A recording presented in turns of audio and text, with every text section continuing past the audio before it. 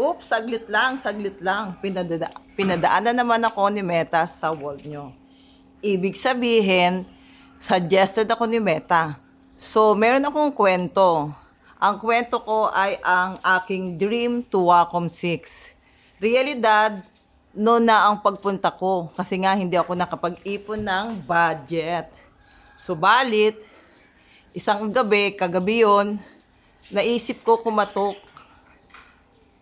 sa mga may gininto ang puso upang yung pangarap ko at pangarap ni sister na Wacom 6 ay aming makamit.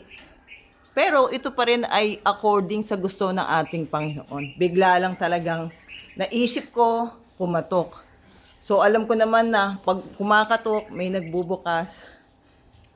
So bahala ang Panginoon kung bibigyan kami ng sponsor.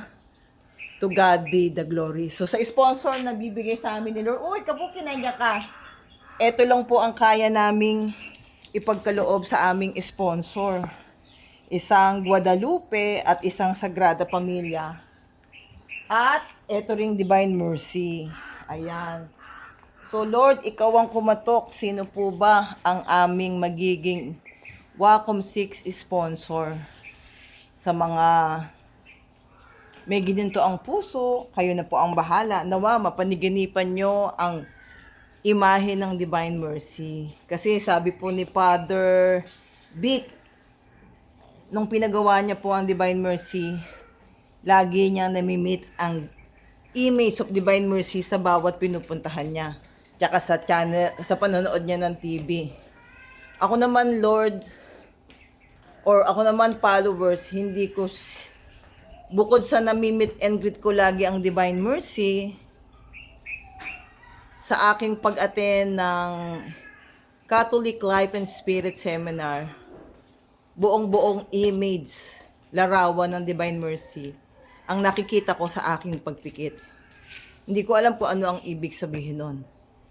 At nung umattend din po ako ng PREX Seminar, sa pagpikit ko uli po, image uli po ng Divine Mercy ang nakikita ko. Kaya unlimited, umaagos po yung luha ko.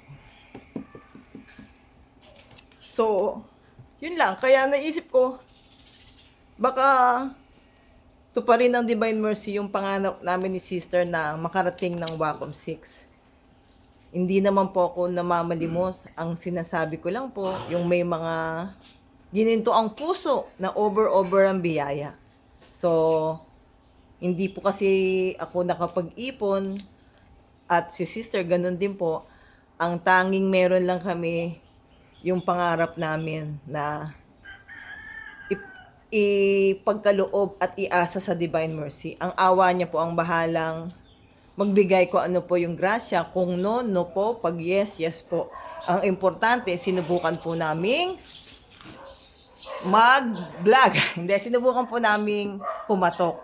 At nawa makasumpong po kami. Amen! Amen. Woo! That's all!